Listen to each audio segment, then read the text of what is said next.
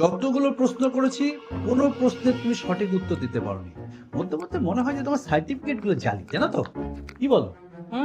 হ্যাঁ, তোমাকে রাখা যাবে না।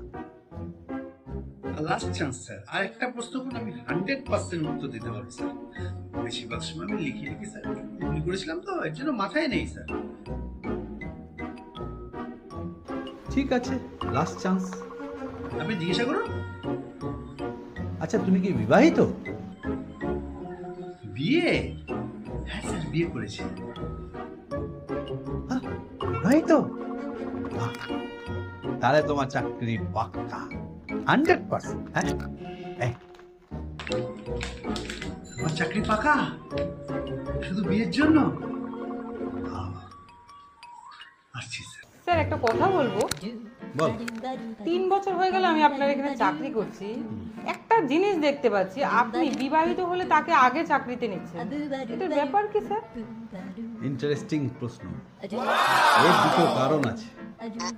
প্রথম কথা, যেহেতু ও বিবাহিত, অতএব বউয়ের কাছে এত লাথি ঝাঁটা খেয়ে এত অভ্যস্ত হয়ে গেছে, ও কোনো অবস্থাতেই আমাদের চাকরি আর ছাড়বে না। আমরা যতই ওকে টার্গেট দিই না কেন, যতই অত্যাচার করি, ঠিক আছে? আর 2 নম্বর, বাড়িতে ওরকম বউ থাকলে বাড়ির ফিরবার আর কোনো ইচ্ছাই থাকবে না, বুঝেছো? তখন আমাদের আর বলতে হবে না 8 ঘন্টা ডিউটি, দেখবে 10 ঘন্টা ডিউটি দেবে ওভারটাইম ছাড়া। হ্যাঁ, বুঝতে পেরেছো?